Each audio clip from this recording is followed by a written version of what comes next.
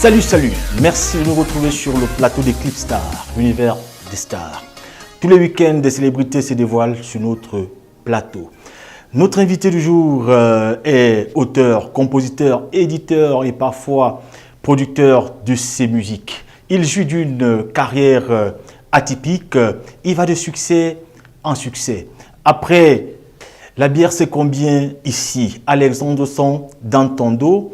Ça sort comme ça sort et tuer pour tuer. Son succès a traversé notre triangle national. Malox est notre invité.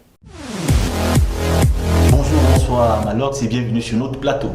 Bonjour Julie Volcano, merci à vous de m'avoir invité.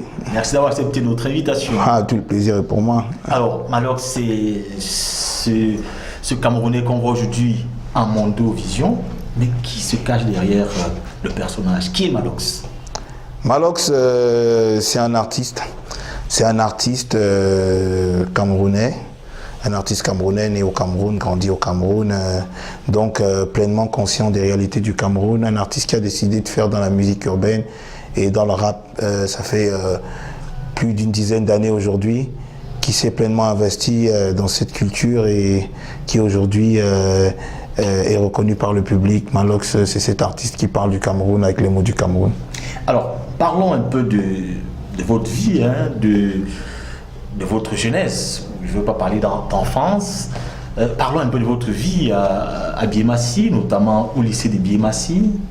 Oui, Biémassi, c'est le quartier dans lequel j'ai grandi. J'ai grandi à Biémassi, entre Biémassi, Chapelle-Aubili et le quartier Mendon. C'est pratiquement dans la même zone. Et c'est là où j'ai grandi. J'ai commencé à m'intéresser véritablement à la musique très tôt parce que ma mère avait un bar dans le quartier Aubili. Et nous, le dimanche, quand elle n'était pas au bar, mon frère et moi, on allait souvent là-bas voir jouer les DJ. On ne peut pas appeler ça DJ en réalité parce qu'à l'époque, c'était les lecteurs, cassettes, auto, reverse. On s'amusait à faire des petits mix et tout et tout.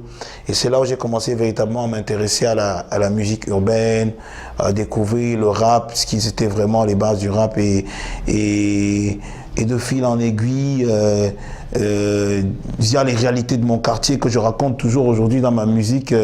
Je me suis vraiment imprégné de ça. C'est ça ma vie en fait. Ma vie, c'est depuis l'enfance, la musique, la vie liée à la musique et au showbiz, qui est la vie du bar, la rue, tout ça quoi. Voilà. Alors, tu parlais de ta maman. Il faut dire que tu étais, et tu l'es encore, très attaché à tes parents. Et il y a un événement qui t'a beaucoup marqué, c'est la séparation de tes parents. Comment tu as vécu? Oui, c'était un moment difficile parce que en fait, je commence réellement, parce que j'aimais le rap. Ce qu'on faisait, on faisait comme tous ceux qui aimaient le rap, c'est-à-dire on recopiait les textes de nos idoles, on reprenait les textes de nos idoles et ça nous faisait plaisir, tu vois. Mais derrière, il y avait une vraie envie de s'exprimer qu'on n'avait pas encore commencé à mettre en avant. C'est vrai ça a été un peu l'électrochoc. Il s'est passé un moment de ma vie où les parents et la famille, tout ça ne s'entendait pas, c'était très difficile pour nous. Tu vois, la maman d'un côté, le papa de l'autre, les enfants, tout ça, c'était... Et j'avais besoin de véritablement exprimer toute ma frustration et mes émotions à travers quelque chose. Je dis toujours que je remercie le ciel d'avoir eu à découvrir le rap tôt, parce que ça m'a permis comme ça de me retrouver à fond dans le rap pour pouvoir vraiment exprimer mes frustrations. Contrairement à d'autres qui n'ont pas eu la même chance que moi et se sont retrouvés véritablement dans le mauvais chemin. Donc je crois que ça a été véritablement le déclic qui m'a poussé vraiment à passer du phase de l'écoute à la phase d'écriture en fait. D'accord, alors revenons sur ton passage au lycée de Biémassi, où tu te distingues par la poésie. La poésie, c'est au lycée de Mendon. Oui. Parce que ce qu'il faut dire, c'est qu'il faut dire la vérité. C'est pas que j'aimais pas l'école, tu vois, mais j'aimais pas le système. Il y a cette fibre artistique. Il y avait cette fibre. J'aimais pas le système scolaire. Oui. L'école, j'aimais, mais la façon avec laquelle les choses étaient administrées, moi, j'étais un esprit un peu trop libre. Arrivé voilà. à une certaine heure, j'étais un esprit, voilà. en classe. J'étais un esprit souvent un peu trop libre pour la conception qui était faite de l'école. Donc, à un moment, au-delà des prix de poésie et tout ça, je m'intéresse pleinement à la musique. Je suis tellement intéressé par la musique, surtout que le deuxième gros déclic dans la musique pour moi, où véritablement qui m'amène à me consacrer uniquement à la musique, c'est le décès de ma sœur cadette, Laetitia Audrey, qui est décédée du cancer à l'âge de 8 ans. J'écrivais des textes difficiles, mais elle connaissait tous mes textes et elle était vraiment comme mon premier fan, tu vois. Et quand son décès a vraiment créé un choc chez moi et c'est la chose qui m'a véritablement poussé à tout arrêter pour être uniquement dans la musique et uniquement dans la musique 24 heures sur 24. Mais quand même ce passage-là, la poésie, ça m'intéresse parce que c'est quand même... Ouais, la poésie. C'est quand même 2 ans. La poésie, voilà. Distingué. Voilà, la poésie parce que... C'était quoi les textes, la thématique Non, mais la poésie, tu sais, au lycée, c'était toujours des textes liés à l'environnement, à notre environnement scolaire. Liés à l'environnement scolaire. Et puis, moi, je crois que ça a toujours été ça, peut-être mon fort, hein. Même aujourd'hui, c'est que les gens trouvaient que j'avais une sacrée écriture quand même et une certaine dose d'imagination que certains de mes camarades n'avaient pas. J'avais cette spontanéité à pouvoir imaginer et pouvoir écrire avec aisance ce que j'avais développé dans mon imagination et je crois que c'était ça c'est ce qui m'a donné la possibilité d'avoir ces prix en poésie là. Mais en réalité, la poésie telle qu'on la concevait, moi en réalité, je vais dire la vérité, je ne m'intéressais pas vraiment à la chose. Je faisais les choses bien, mais en réalité, ça ne m'intéressait pas vraiment. Moi, mon souci... C'était juste un moyen d'expression. Voilà, moi, c'était un moyen d'expression. Et au-delà de ça, c'était un moyen de me démarquer et de faire plaisir à mon entourage. Mon souci à moi, c'était de véritablement trouver un moyen d'exprimer mes frustrations, mais tout en partageant en m'exprimant, en partageant, c'est avec ce qui était autour de moi. Parce qu'avec la poésie classique, je n'arrivais pas à partager ça en fait. Il y avait une barrière. Les gens n'en percevaient pas souvent les codes. Ils écoutaient, mais ils n'en percevaient pas l'idée fondamentale. Donc, dans le rap, j'ai trouvé ce moyen de pouvoir interagir avec les autres, avec le public. Et avec le public et avec surtout mes interlocuteurs et amener les gens à s'intéresser à moi, s'intéresser à mon histoire et s'intéresser à tout ce qui était autour en fait. D'accord, alors Malox, on va faire une incursion dans ta riche discographie. On va proposer à nos téléspectateurs une de vos chansons que vous allez choisir. Vous préférez laquelle? Pour commencer, la bière c'est combien ici, frère? On va toujours boire. Alors, chers téléspectateurs, on va visionner ce vidéogramme de Malox. On se retrouve juste derrière pour en parler. À tout de suite. Malox le vibe, zone de rap. Avec hey. Vous avez peur? Augmentez le prix. Oui, augmentez le prix. Augmentez le prix. On va toujours boire. La bière c'est combien ici? 700, 800, 900, 1000 francs. La bière c'est combien ici? Vous avez peur? Augmentez le prix. On va toujours boire. La bière c'est combien ici? 700, 800, 900, 1000 francs. La bière c'est combien ici? Vous avez peur? Augmentez le prix. On va toujours boire. Petit Guinness Castel. Musique pour les musiciens, Smirnoff pour les filles, 33 pour les francs-maçons, Kitoko pour les forts. Vous croyez qu'on a peur? Augmentez le prix. Mouf, on va toujours boire. Oui, on va toujours boire. Monsieur le commissaire, vous n'avez rien compris du problème des camels. Ici on n'a pas faim, on a soif. N'envoyez plus vos éléments pour nous fermer les bars. Vous voulez sceller les bars, mais vous croyez où? Beaucoup avant vous ont essayé, aboyer, mais ils ont fini par comprendre qu'au camel, quand on a soif, on est prêt à tout. On est prêt, augmenter le prix. On va toujours boire. Changer les bouteilles. On va toujours boire. Couper la lumière. On va toujours boire. Changer même le nom des bières. On va toujours boire. À la rentrée scolaire, mon voisin envoie ses enfants à l'école parce qu'il gagne la cadivière. Et c'est bien. Mais de quoi tu as peur? La vie c'est le cœur. Laisse Tu bois, tu meurs, tu ne bois pas, tu meurs. Ma sœur, viens, je te donne une, c'est l'argent de ma sueur. Ce soir, je suis amer. Yeah. J'ai sali la table, je suis avec mes partenaires. Zone de rap, la bière c'est combien ici? 700, 800, 900, 1000 francs. La bière c'est combien ici? Vous avez peur? Augmentez le prix, on va toujours voir. La bière c'est combien ici? 700, 800, 900, 1000 francs. La bière c'est combien ici? Vous avez peur? Augmentez le prix, on va toujours voir. All thing when you no kill you, they make you strong. C'est la vraie devise de mon pays, au Cameroun en Jean. Mais si on n'est pas encore tous morts, c'est parce qu'on est fort, c'est la vérité. La Guinée soigne le palu, c'est la vérité. La pauvre coupe la nausée, allez vérifier. Vous qui aimez saboter les brasseries, dites-moi si après la 6e musique vous n'avez pas déjà l'inspiration. Comme Jay-Z, quand une artiste vous chante, elle a maillot. Vous-même imaginez après combien de bières elle a écrit ce son. 7 sur 7, on picole, on rigole. Vino sol en espagnol signifie le vin qui met au sol. Alors tu ne sais rien de la vie si tu n'as jamais passé une nuit entière dans la rigole.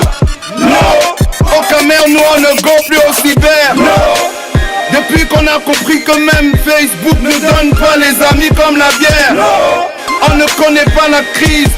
La seule chose qui rivalise avec les bars ici, ce sont les églises, croyez-moi. C'est parce que les plus grands poteurs sont les plus grands croyants. Allez demander à Jesus, il a changé l'eau en vin, alors levez vos verres au nom du Père. Hey, qu'est-ce que tu croyais? La bière c'est combien ici?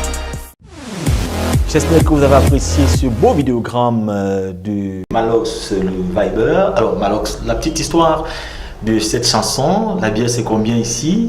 Et peut-être qu'il faut préciser que ça coïncidait quand même avec une période où il y avait une hausse de prix de la bière. Parlez-nous un peu de cette chanson. Non, en fait, la chanson, la bière, c'est combien ici? C'est une chanson, c'est le premier succès commercial que j'ai eu. Parce que, en fait, mon premier maxi, je l'ai enregistré 15 ans avant avec mon groupe Zox Connection. Pour tous ceux qui se souviennent, BMC, Mendon et tout, Hip Hop Non-Stop, In The Street. Donc, on avait sorti un maxi 15 ans avant. Mon premier album solo, je l'ai sorti 10 ans avant. On en parlera tout à l'heure. Justement. Donc, c'était mon premier succès commercial. Et en fait, à travers la chanson La bière, c'est combien ici, et la technique que j'employais dans la chanson pour exprimer mes idées dans la chanson, j'avais trouvé le moyen de pouvoir parler d'un problème qui sévissait au Cameroun et qui n'était pas seulement propre au Cameroun mais à l'Afrique en général. Je parlais de deux problèmes en fait, en un. C'est-à-dire déjà, à la base, il y avait le problème de l'alcoolisme. Parce qu'en Afrique et au Cameroun en particulier, on boit beaucoup, il ne faut pas se mentir. Maintenant, au-delà de ce problème de l'alcoolisme, de reconnaître, au-delà du fait, reconnaître le fait qu'on boit beaucoup, je voulais montrer à travers aussi cette idée de la bière que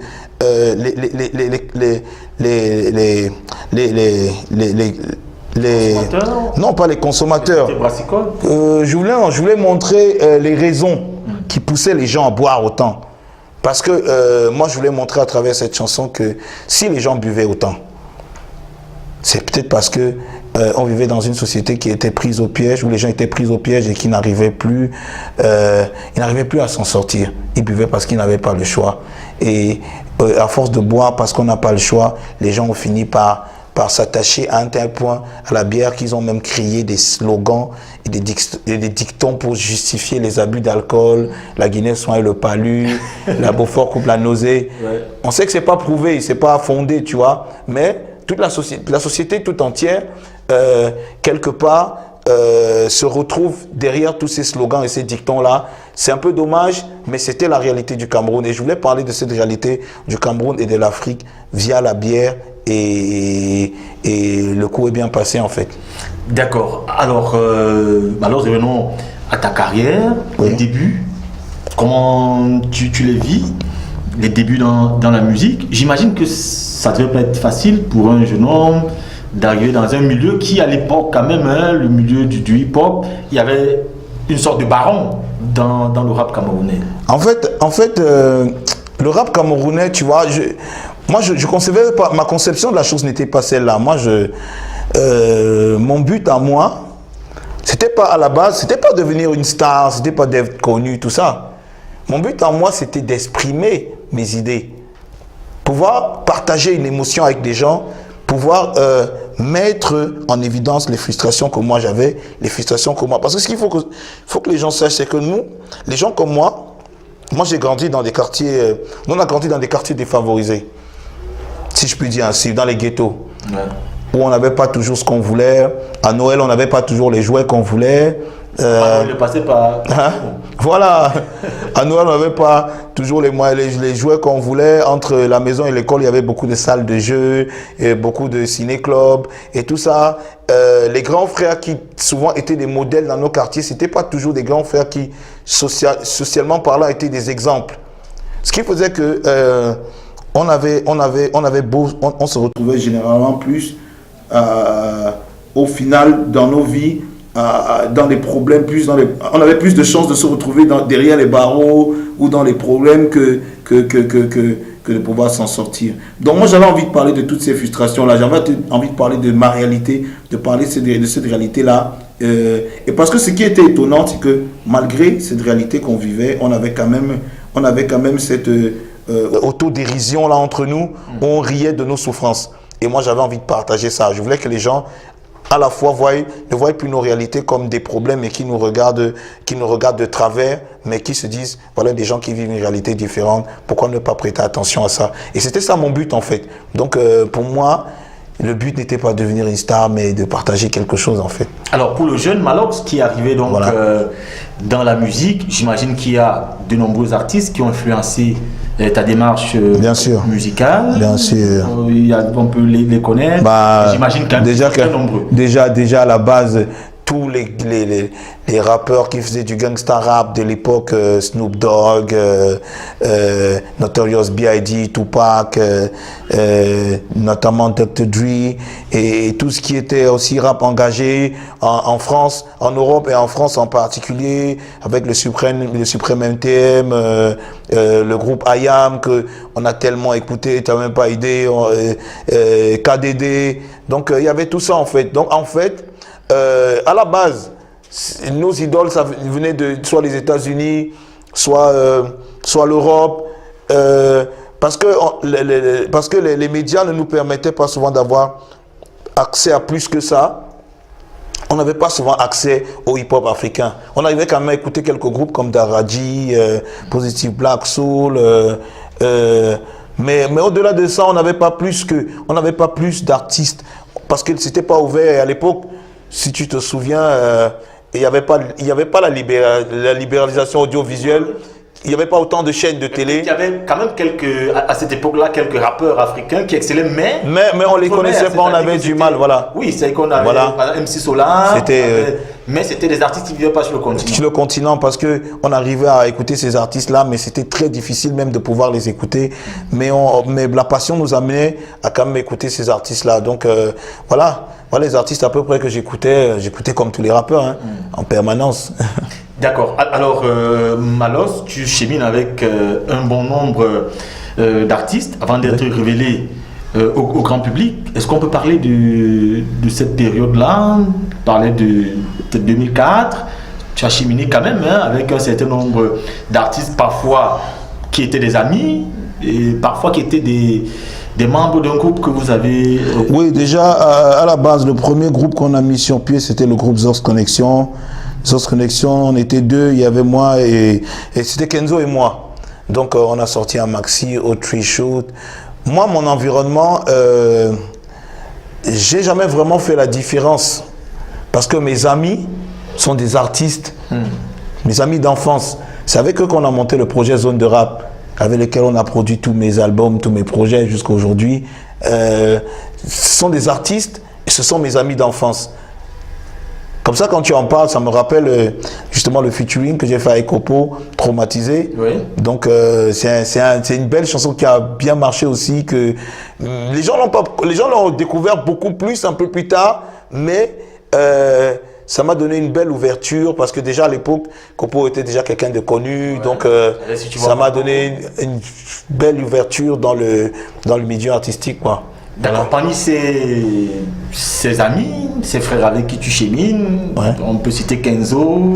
Ouais, il y avait Kenzo, Just One, tu sais, Just One c'était une sorte de mentor, ça il faut le dire, parce que Just One c'est la personne qui... Just One était le présentateur d'une émission de rap très écoutée sur la capitale, lui-même artiste. On habitait le même quartier, c'était un grand frère du quartier comme on dit. Et il avait vu que j'avais une certaine spontanéité justement dans l'art du freestyle. Et il m'avait proposé un truc, il m'avait dit, Malox, il faut que chaque jour, quand il y a une émission, chaque mercredi, qu'il y a une émission, tu viens à l'émission et tu peux faire, je te laisse faire 1 minute de freestyle à la fin de l'émission. C'était tellement énorme pour moi. Tu sais, on me donnait 1 minute de freestyle dans une émission que tout le monde écoutait. Donc chaque jour, chaque mercredi, quand il y avait l'émission, je devais venir attendre et à la fin de l'émission, je pouvais faire une impro pendant 1 minute pour clôturer l'émission. Et pour moi, c'était une vraie formation et une vraie mise sur le terrain. Et je remercie encore Just One comme ça pour ça. Et au-delà de Just One, il y avait le groupe Munkushu avec qui entraînait aussi. Il y avait qui étaient les grands frères hein, à l'époque, parce que nous on était les petits, ils étaient les grands. Donc il y a eu tout ça. Et il y a, comme tu te dis, la team Zone de Rap, Gilles Larim, Pat et toute l'équipe, voilà. D'accord. Malox, on va s'arrêter pour prendre un autre de tes vidéogrammes. Tu vas le choisir hein, pour faire plaisir à nos téléspectateurs. Je vais choisir Fouiller. D'accord. Fouiller, enlever les bombes dans les cabas. Alors, mesdames, messieurs, très chers téléspectateurs, on va aller donc du côté du petit écran, prendre notre vidéogramme de Malox. J'espère que vous allez apprécier. On regarde et puis on se retrouve juste après. Hey, c'est dans les cabas. Malox enlevé. Zone de rap, c'est dans les cabas. Master of the game, enlevé, oh. On ne sait plus qui est qui. Fouillez tout le monde. Fouillez, oh. On ne sait plus qui est qui. Les panthères, fouillez, les matins, fouillez, les fonctionnaires, fouillez, les Bamsala, fouillez, Boko Haram est dehors. On ne sait plus qui est qui. Enlevez les bombes dans les cabas. Fouillez tout le monde. Fouillez, oh. On ne sait plus qui est qui. Les panthères, fouillez, les matins, fouillez, les fonctionnaires, fouillez, les Bamsala, fouillez, Boko Haram est dehors. On ne sait plus qui est qui. Enlevez les bombes dans les cabas. Bon, c'est comme ça ici. Vous mettez les bombes dans les cabas et les boubous. Vous venez faire ça ici. Ou au Cameroun, à Yaoundé, à 2 pas de tout dit. Mouf, vous avez menti. Le tout si, on va seulement fouiller. Mon ami, laisse ça. On va seulement fouiller. On ne sait plus qui est qui. Ça met les dos. On va seulement fouiller. Président Chop, on va seulement fouiller. Raymond Tchenga, on va seulement fouiller. On ne sait plus qui est qui. Toutou Mouna, on va seulement fouiller. Maman Kadji, on va seulement fouiller. Maman Chantou, on va seulement fouiller. On ne sait plus qui est qui. Enlevez les bombes dans les cabas. Ma chérie, viens ici. C'est quoi qui est beaucoup comme ça dans tes habits? Tu dis que c'était quoi? On n'est pas sûr, retourne-toi, on va seulement fouiller. Mon ami, c'est quoi ça dans ton pantalon? Tu dis que c'est la NI. Mouf, on n'est pas sûr, amène ça ici, on va seulement fouiller. Ma soeur, tu dis que tu es soeur, la soeur de qui? Place-toi ici, on va seulement fouiller. Fouillez tout le monde. Fouillez,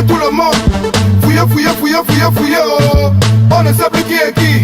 Les panthères, fouillez, les matins, fouillez, les fonctionnaires, fouillez, les Bamsala, fouillez, Boko Haram est dehors. On ne sait plus qui est qui. Enlevez les bombes dans les cabas. Fouillez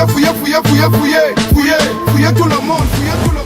J'espère que vous avez apprécié ce beau vidéogramme de Malox. Alors, Malox, fouiller même les cabas. Ça parle de quoi? Est-ce que c'est lié justement à l'actualité malheureuse que vit le Cameroun? Oui, effectivement. Contre le terrorisme. Oui, effectivement, en fait, parce que moi, ce que j'avais constaté, tu sais, comme je t'ai dit, Mon souci à moi, c'est surtout de parler des réalités sociales du Cameroun et de parler dans des mots et des expressions que les Camerounais comprennent. Parce qu'il est très important pour moi que les gens... parce que nous, c'est aussi ça notre rôle d'artiste, tu vois. Moi, j'avais fait un constat... il y avait la nébuleuse Boko Haram qui sévissait dans le nord et qui menaçait d'attaquer le sud, tout ça. Et nous, on ne comprenait rien à tout ça, tu vois. Le gouvernement avait mis un numéro vert pour que les populations puissent appeler les autorités en cas de... qui était le 1500. Qui est le 1500, justement, pour et que les... on en profite voilà. pour dire à nos téléspectateurs, hein, si vous voyez quelque chose de suspect, voilà. appelez le 1500, c'est important. Donc, pour que les populations puissent signaler les comportements et les comportements suspects et tout ça. Et moi, j'avais regretté que beaucoup d'artistes qui étaient des têtes d'affiche dans le pays ne faisaient rien. Ils disaient rien là-dessus. Et moi, j'avais envie, moi j'étais choqué, j'avais envie de parler de cette situation. J'avais envie de sensibiliser les populations, j'avais envie que les gens comprennent que, en fait, aujourd'hui, la guerre n'était plus seulement au front, mais qu'elle était parmi nous les civils et que notre devoir était d'être chacun le gardien de son frère. Et quand je parle de fouiller, je ne parle pas seulement du mouvement de la fouille en lui-même, tu vois, mais je parle aussi du fait que chaque acteur de la société devrait être une sorte de gardien de son frère, prêt à signaler les comportements et personnes suspectes aux autorités quand ils le voient. Et c'était ça le but en fait, attirer l'attention là-dessus et pouvoir communiquer cette idée-là. Et c'est pour ça que j'ai fait la chanson Fouiller, voilà. Alors que malgré ton jeune âge, tu jouis quand même de l'une des plus grandes et des meilleures discographies dans l'univers musical camerounais de manière générale, mais dans le hip-hop ou alors la musique urbaine de manière particulière. Tu as d'ailleurs été révélé en 2013 grâce à la chanson La bière c'est combien ici. Comment tu as vécu ce succès-là? Le succès, tu sais, moi, le succès, comme je t'ai dit, à la base, c'était pas ça. Notre idée, le succès, c'était pas ça le but. Nous, notre souci jusqu'à aujourd'hui, c'est d'exprimer une idée, partager une réalité qui nous est propre, partager notre plaisir de faire la musique et pouvoir exprimer nos frustrations grâce à la musique. C'était ça le but. Donc quand on faisait la chanson La bière c'est combien ici, le but n'était pas de faire un buzz.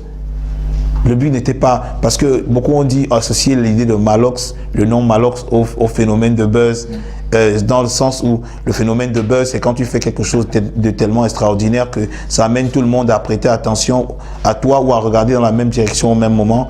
Et les gens ont souvent associé ce phénomène-là à Malox. Mais ce n'était pas le but. Nous, notre but, c'était juste de nous exprimer, d'exprimer une idée. On peut être d'accord que ça a changé ta vie. C'est-à-dire que le succès, non. Tu n'étais plus le même. Puisque tu passais, partout où tu passais, on te pointait du doigt.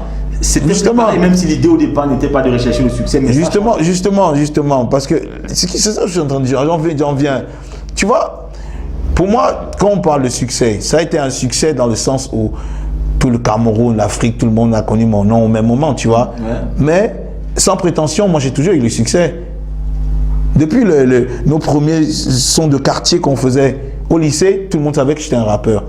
On nous pointait du doigt, les rappeurs, c'est eux, machin, tu vois. Après Hip Hop Non-Stop avec mon groupe Zos Connexion au quartier, on était déjà des stars, tu vois. Après le son, parce que ce qu'il faut savoir, c'est que quand j'ai sorti mon premier album, on a vendu 5000 exemplaires en moins d'un mois. 5000 exemplaires et on passait même pas à la télé. Tu te rends compte que après 5000 exemplaires, j'avais déjà quand même un certain, tu vois, c'était pas le but. Ça m'a donné un certain succès, mais on est resté nous-mêmes parce que les amis avec qui j'ai commencé la musique, ou avec qui j'ai toujours vécu, on est toujours ensemble. On boit toujours nos bières, je habite toujours le quartier, mon quartier dans lequel j'ai grandi, mon quartier d'enfance. Je rencontre les mêmes gens tous les jours, je bois les bières avec les mêmes personnes. Donc quelque part pour moi, le succès, pour moi, il est là, tu vois. Le succès est là, mais pas plus que ça, quoi. Le succès, bon, c'est génial le succès, mais après, il faut quand même savoir garder les pieds sur terre. C'est ça le plus important, parce que comme je disais, moi, je suis pas là pour vendre du rêve. Moi, je veux partager une vision, et voilà. D'accord, tu parlais de tes amis, maintenant on va aller les retrouver. Nous sommes allés à la rencontre de ceux qui te connaissent bien et qui partagent ton quotidien. Ils te rendent, autant pour moi, un vibrant hommage sur nos antennes. On va à leur rencontre et puis on se retrouve juste derrière pour prendre ta réaction.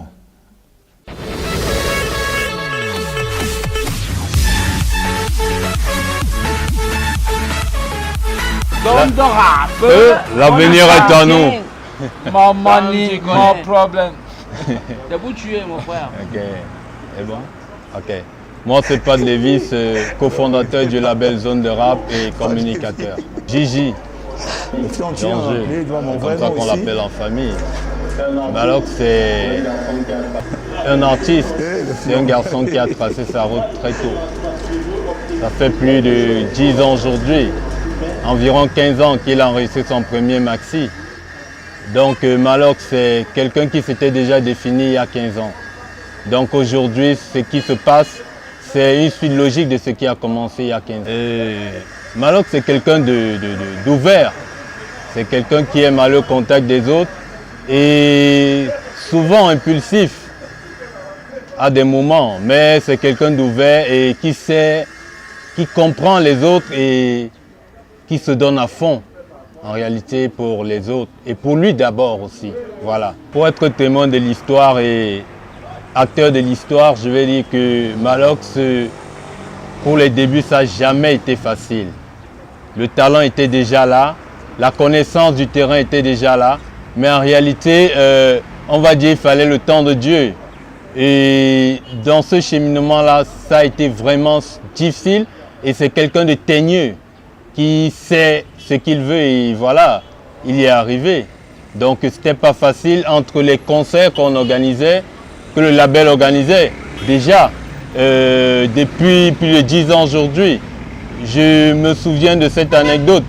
Au premier concert Zone de Rap, nous étions là. En réalité, c'était un concert, mais le matériel, il fallait réunir tout le matériel nécessaire pour pouvoir lancer ce concert. Et c'était vraiment difficile. Les négros se sont retrouvés en train de tisser les bâches comme ça, ramasser de part et d'autre dans les poubelles pour pouvoir dresser une très grande tente pour accueillir le public. Et c'était vraiment phénoménal. Et c'est là que j'ai compris que c'était possible. On a fait pratiquement 5000 personnes au Cancic. Mais non, c'était de la folie.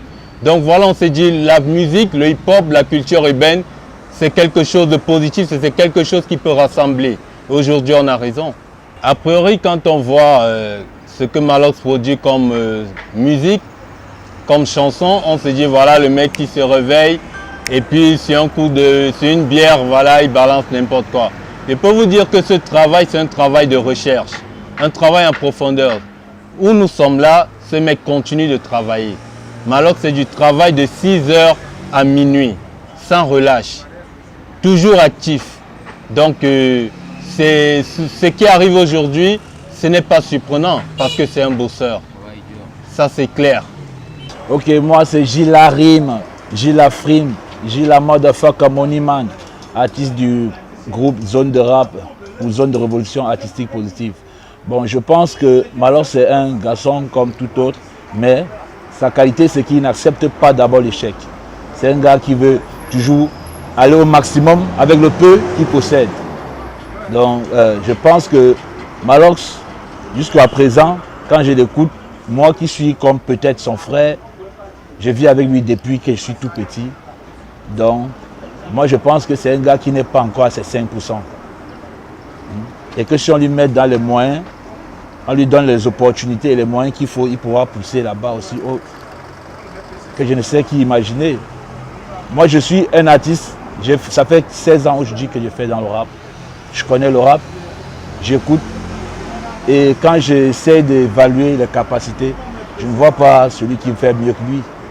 Il y a beaucoup qui font des choses, mais Malox c'est celui-là qui touche à tout. Il se réveille parfois avec un son fini dans la tête. Pourtant, il n'est pas un G-son. Il se réveille, il te dit le son est ceci, il faut telle chose qui manque là, il faut telle chose, il faut telle chose. Il ne sait pas comment il sait. Mais tout ce qui est sûr, c'est que quand il dit, je l'écoute parce qu'il me l'a prouvé plus d'une fois. Depuis que je suis tout petit, je suis rappeur comme lui, on a toujours fait les mêmes choses. dormi sur les mêmes lits, manger dans les mêmes plats, mais c'est un garçon génial. Il n'y a pas mieux. Moi, je pense que le gars le plus intelligent que je connaisse, c'est Malox, le Viber. Ouais, The Lion, a.k.a. Tonton Méchant, toi-même tu connais. Artiste zone de rap, avec ma main Pat Fion et Gilles Larim. Bon, en fait, si je voulais parler de Malox, c'est... En fait, si on commence à parler de Malox là maintenant, c'est comme une encyclopédie. Bon, on va pas finir, quoi. Parce que là, si on va sur échelon, c'est pas évident. Mais je vais partir dans cette branche que je maîtrise le mieux dans la musique. C'est un mec qui, quand il touche à quelque chose, surtout dans la musique, je sais pas, c'est spécial en fait, tu vois. C'est un truc de particulier, quoi. Donc en fait, quand je travaille avec lui, je vois ses trucs, sa façon de rapper, sa façon de faire les vibes depuis 2000. On ne peut que l'appeler le Viber, donc rien à dire. Et parlant de l'humilité, c'est vrai qu'il est star depuis, mais il n'a pas changé. Pour moi, il n'a pas changé. C'est la même personne depuis 2000, toujours souriant. Quand il y a une blague à faire, il fait. Mais quand c'est boulot, on ne blague pas, il est sérieux. Il peut crier sur toi, mais bon, c'est un homme normal, il est normal en fait. Mais c'est un mec génial en fait. On n'a rien à dire. On n'a rien à dire sur lui. Moi, je veux dire à mon frangin que voilà, au nom du collectif, on s'était dit l'avenir est à nous. Donc aujourd'hui, il faut continuer de bosser, de taffer. Certaines personnes pensent qu'on a atteint notre paroxysme. Pourtant, en réalité, rien n'a encore commencé. L'avenir est à nous. Zone de rap, c'est notre slogan. Donc voilà, il y aura des productions encore et encore. Zone de rap, c'est tout un collectif. Et on l'a pensé dès le départ.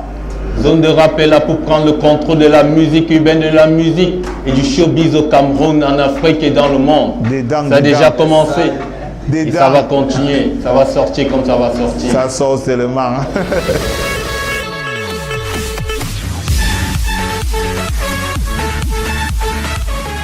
Alors, on était à la rencontre de tes proches, de tes collègues, de tes compagnons au quartier. Ce sont les gars de zone de rap qui parlaient de toi. Alors, on a regardé l'élément ensemble. Est-ce que tu te reconnais dans ce qui a été dit? Je suis très flatté que cette petite bande de salopards parle de moi comme ça. donc voilà, il parle même de bon français en plus. Ouais, c'est un gars... ça veut dire que le rap, c'est pas seulement pour ceux qui ne sont pas là à l'école. Non, mais déjà, ce sont mes amis. Ouais. Déjà d'enfance, donc en même temps... Non, mais je veux dire, on passe le temps à parler, ils savent qu'ils ne parlent pas le français, qu'on est ensemble. Donc, je suis déjà surpris que quand on met les caméras devant eux, ils disent oui, c'est un gars qui a des objectifs, oui, mais c'est terrible, les gars. Non, mais les gars parlent bien, ils parlent bien, non, ça fait plaisir d'entendre que les gars voient en moi quelqu'un de positif. Et qui partagent surtout ta vision. Ouais, c'est le but, et si eux, ils voient ça ainsi, ça veut dire que quelque part, j'arrive à toucher la cible et Dieu merci, voilà. Alors Malox, après ce grand succès avec la bière, c'est combien ici? Tu enchaînes des succès, tu vas de succès en succès. On a évoqué tout à l'heure quelques de ces succès-là, justement, fouiller. Et puis également, la bière, c'est combien ici? Mais tu t'es pas arrêté là. Dans ta discographie, on trouve Alexandre Son dans ton dos. Oui. C'est une chanson en rapport avec cet incident. Oui, effectivement. À la Coupe du Monde 2010 au Brésil. Effectivement, la chanson Alexandre Son dans ton dos. Je me rappelle, on était assis devant la télé et on a vu le coup de coude d'Alexandre Son. Et comme on a le studio à la maison directement, au studio d'enregistrement, on est rentré au studio. On allait au studio parce que on avait vu tout de suite sur les réseaux sociaux que les gens commençaient à vouloir inculquer à Alexandre Son le monopole de la violence dans le monde, et moi je n'étais pas d'accord. J'ai voulu à travers cette chanson montrer aux gens que toute personne soumise à un certain niveau de pression était capable de poser un acte violent, et que j'allais chanter cette chanson et les gens allaient se les reconnaître dans ce que je dis. Et Dieu merci, c'est passé. Le lendemain, un gros buzz, plus de 60 000 vues le lendemain sur YouTube. Et les gens étaient, sans le savoir, mais de manière spontanée, d'accord avec moi sur cette idée que j'étais en train de mettre sur pied, comme quoi la violence n'était pas le monopole d'Alexandre Song, ni encore moins de quelqu'un de particulier, mais de tout être humain sur Terre. Donc voilà. Alors, un autre succès, c'est Ça sort comme ça sort, qui est un succès planétaire, il faut le dire ainsi, parce que c'est une fièvre qui a pris toute l'Afrique et le monde. La petite histoire de la chanson. Ça sort comme ça sort parce que déjà, comme la rime l'a si bien dit, moi je pense qu'on peut toujours monter plus haut. Dans ma logique, quand je fais la musique, je sais que si j'ai fait un truc aujourd'hui, ça veut dire qu'on peut faire plus fort demain. Si on a fait une chanson qui touche Yaoundé, ça veut dire qu'on peut demain on peut faire une chanson qui touche le monde entier. Donc la chanson Ça sort comme ça sort, c'est surtout une chanson où je voulais dire à mes frères, camerounais en particulier et africains en général, qu'il est temps qu'on s'assume et qu'on se revendique culturellement parlant.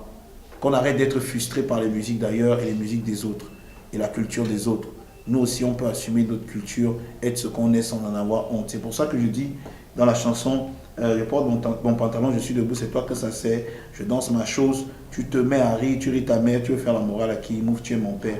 Et à travers ça aussi, je voulais que les gens, chaque acteur de la société aussi demain, quelque part, puisse être fier de ce qu'il est. Parce que pour moi, c'est aussi ça aussi le bonheur, de savoir reconnaître le peu que le ciel nous donne et de faire avec ça, de faire des grandes choses avec. C'est ça être heureux pour moi, savoir prendre juste ce que le ciel t'a donné et faire quelque chose de magnifique avec, et de ce fait-là, arrêter d'être complexé, arrêter d'être frustré, et c'était ça le but de la chanson.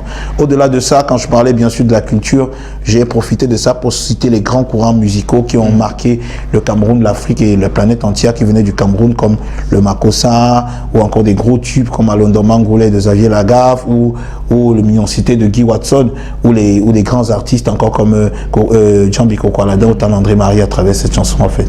Autre chanson qui fait le buzz, c'est Tuer pour tuer, qui vient juste quelques temps, hein, après ça sort comme là. Ça sort. Ça c'est quelques mois. Là, elle est sortie quand j'étais en tournée en Europe.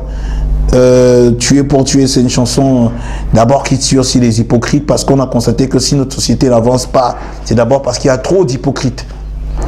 Chez nous, il y a trop d'hypocrites, il y a trop de gens qui chopent le saucisson, mais qui disent qu'ils n'aiment pas la viande du porc. Et il y a trop de femmes qui appellent le gars la voyou, mais la nuit, c'est chez lui qu'elles vont dormir. Donc, je trouve que notre société, c'est que le problème de notre société, en fait, c'est que il y a pas des gens vrais. Il n'y a pas des gens vrais pour soutenir des concepts, assumer ce qu'ils font, revendiquer, assumer ce qu'ils font. Et c'était une chanson un peu pour tirer sur ces hypocrites-là et dire, vous allez vous reconnaître dans cette chanson parce que c'est nous. Nous sommes comme ça, nous les Camerounais.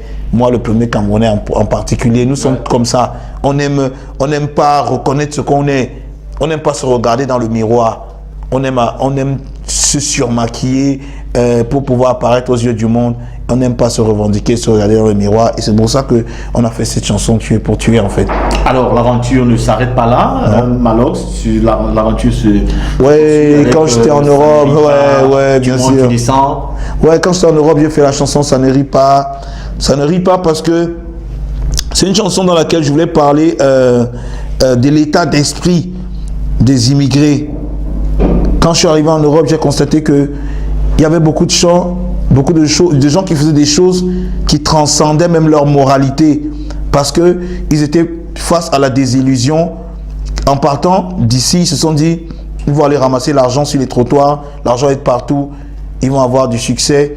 Ils sont arrivés, il n'y avait rien de tout ça, ça a été difficile. Et comme ils ne peuvent plus rentrer comme ça, tu vois, parce qu'ils ont promis, il y a des gens qui les attendent au pays, et puis de toutes les façons, au pays c'est chaud. Il y a le désespoir, ils sont allés là-bas chercher l'espoir et arrivés là-bas, ils se rendent souvent compte que des fois même c'est pire. Donc du coup, ils se mettent à faire des choses qui transcendent même leur morale pour pouvoir réussir et pouvoir apporter quelque chose de positif si possible demain. Donc je voulais montrer ça, je voulais montrer cet état d'esprit, cette rage de réussite qui anime les immigrés, ceux qui partent pour immigrer en Europe ou ceux qui y sont déjà, et en même temps aussi pour dire aux gens qui ont l'intention de venir en Europe que ça ne sera pas facile, qui ne croient pas que c'est facile là-bas, parce que là où ils vont là, ça va être difficile, que les gens ne les bluffent pas, qu'on ne leur raconte pas d'histoire. C'est difficile là-bas en fait. Alors Malox, au regard des thèmes abordés dans ces chansons, on pourrait te taxer de provocateur. Est-ce que tu assumes cela? Provocateur. Les thématiques quand même que tu abordes. Provocateur parce que oui, parce que moi je l'assume pleinement. Pourquoi? Parce que la musique, le rap à la base, c'est une musique, je veux dire, c'est une musique avec une approche provocatrice à la base. Le but du rap à la base, à sa création, c'était de raconter les vies de ghetto sans pouvoir, dans toute sa froideur et tout son cynisme, raconter la vie du ghetto, raconter comment des enfants vendent de la drogue, raconter comment des filles se prostituent pour un bout de pain, pour un morceau de vêtement, raconter toutes ces choses-là, mais sans toutefois juger ces personnes. À la limite même ironiser de ça parce que c'est notre réalité. Donc c'était ça le rap à la base, pouvoir attirer l'attention du monde sur ce qu'on est. Ce qu'on vivait. De peinture, voilà, d'une ruelle, personne, voilà, sans toutefois juger les gens, sans juger les gens, mais d'assumer le fait aussi que nous qui faisons cette peinture-là, nous sommes acteurs de ce panorama-là. C'est-à-dire quoi? Quand on fait un tableau, nous-mêmes on est peint dans ce tableau.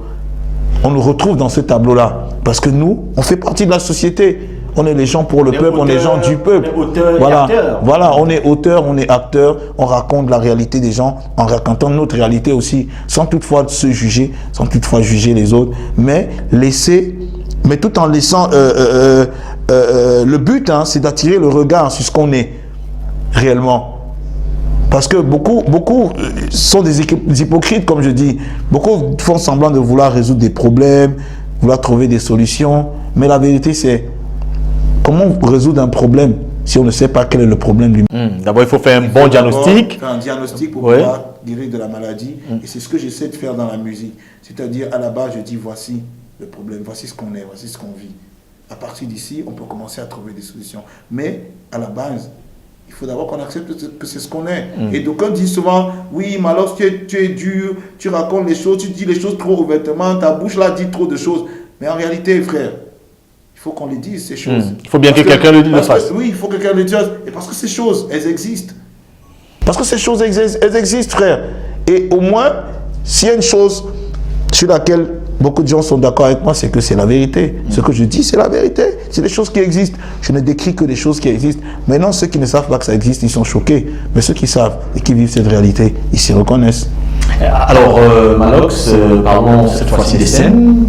Dieu seul sait combien de scènes tu as fait depuis que tu connais le succès, même avant. Alors, tu as partagé justement des scènes avec pratiquement les plus grands de la musique africaine. Qu'est-ce que tu as retenu de cela? Quelles sont les leçons? Comment tu as vécu ces expériences-là? Déjà, il y a des choses, comme je disais, il y a des choses... Tu peux pas tout anticiper dans une vie, c'est impossible. C'est-à-dire que des fois, il y a des trucs dans ta vie, ça t'arrive, tu te dis, c'est incroyable. Moi, je vais te donner un exemple comme ça.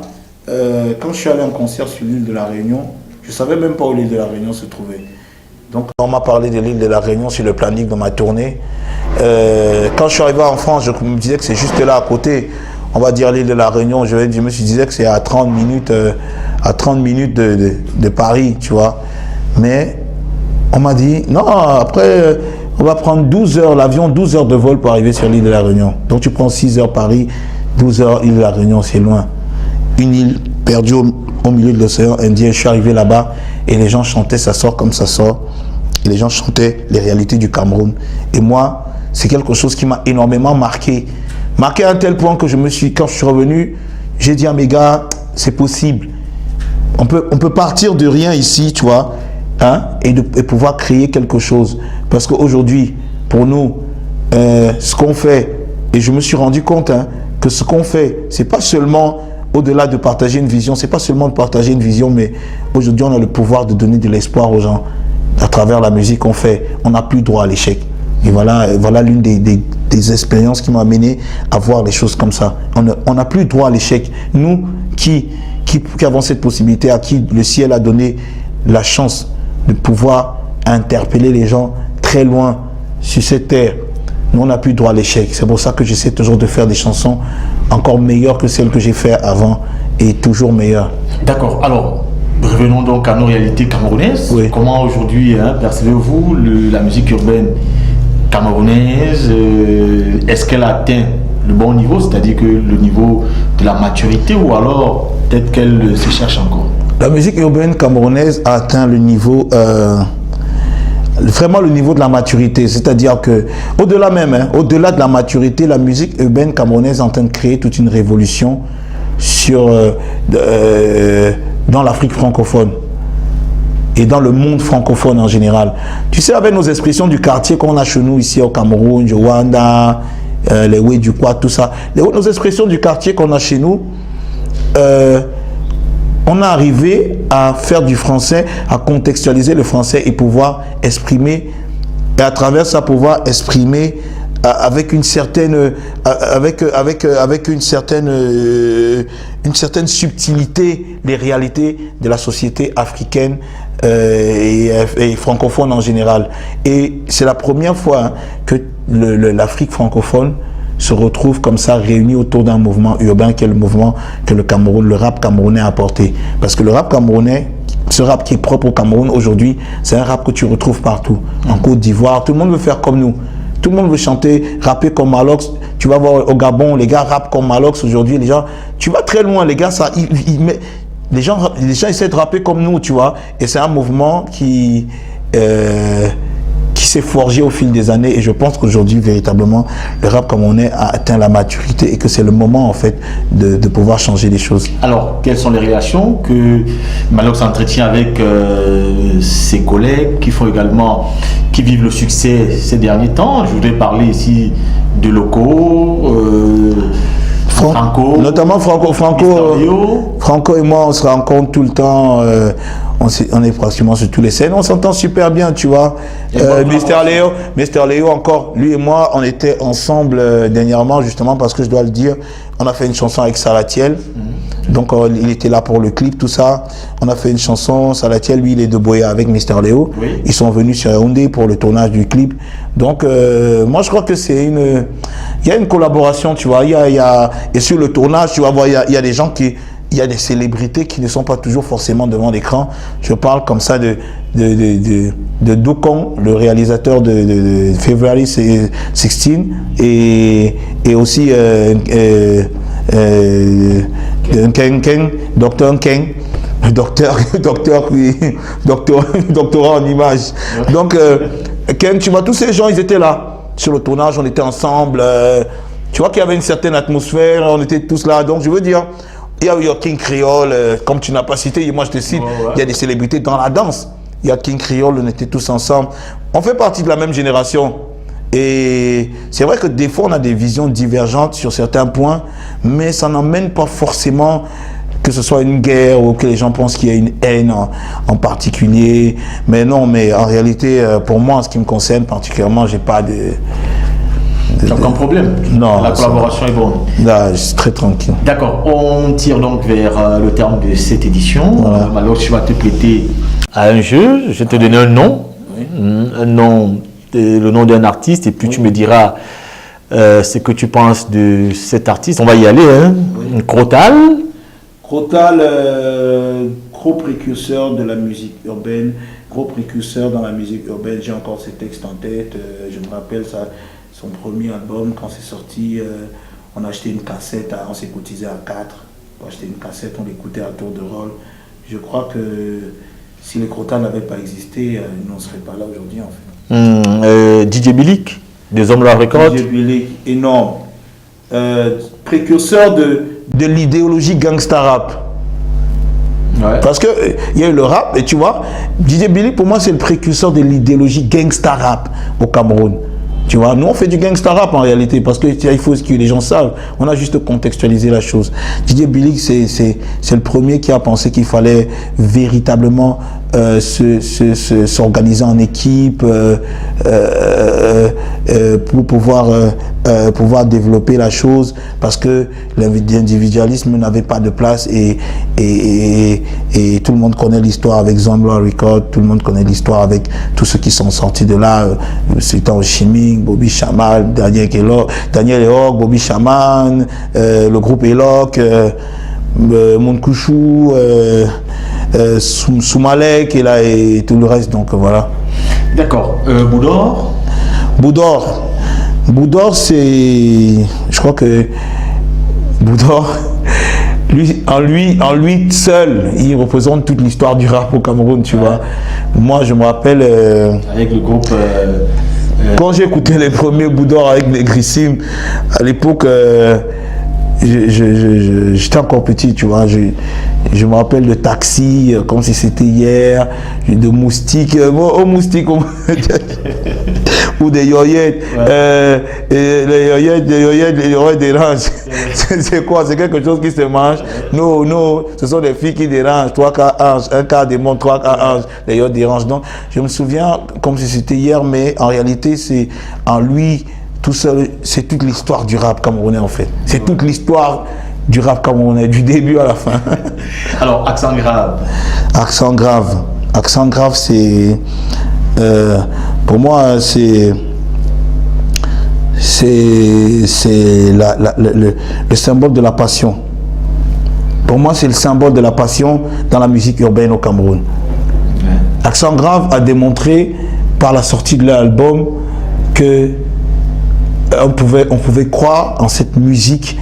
C'était possible. C'était possible de croire en cette musique et de pouvoir partager l'émotion profonde qu'on avait, sans toutefois même penser au commercial et tout le reste, à tout l'argent et tout. C'était d'abord la passion, c'était d'abord le délire, c'était d'abord... Et quand tu écoutes encore cet album aujourd'hui, tu ressens cette passion, cet engagement pour la culture urbaine, ce délire-là à fond.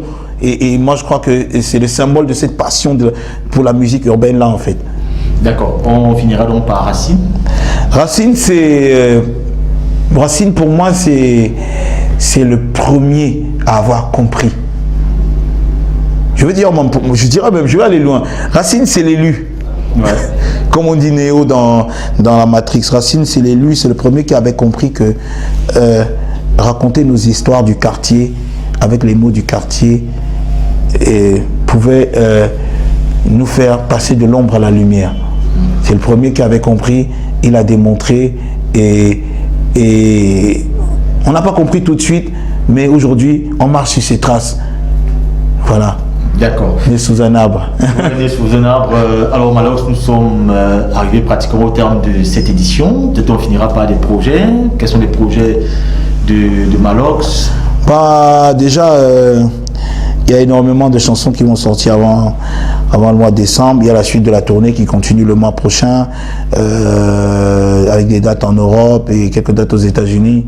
Donc, il y a ça.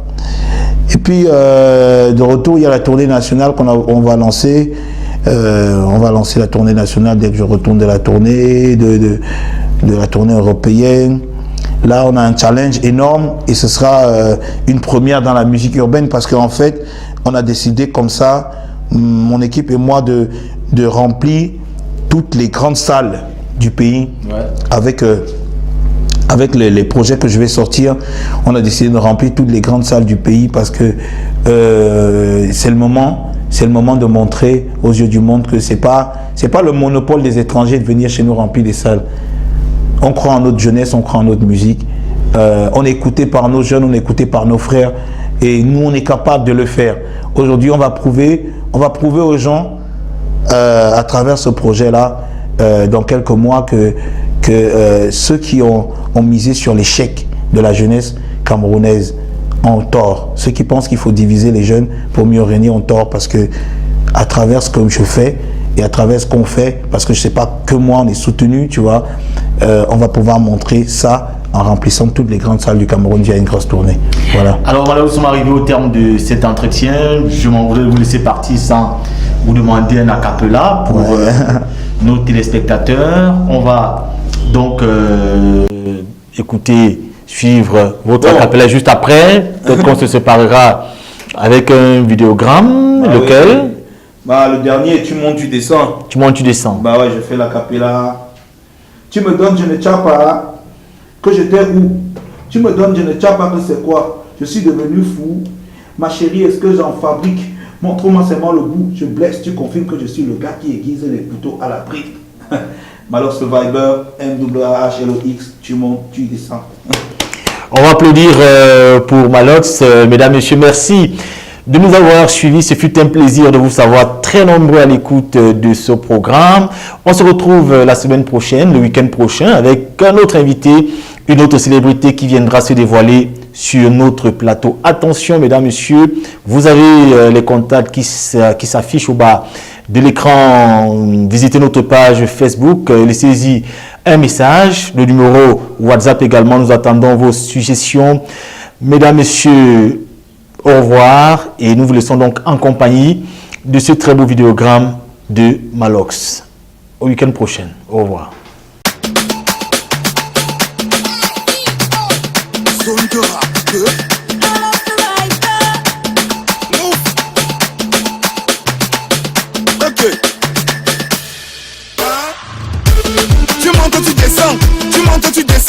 Tu montes, tu descends, aujourd'hui je vais seulement mettre ça dedans, dedans.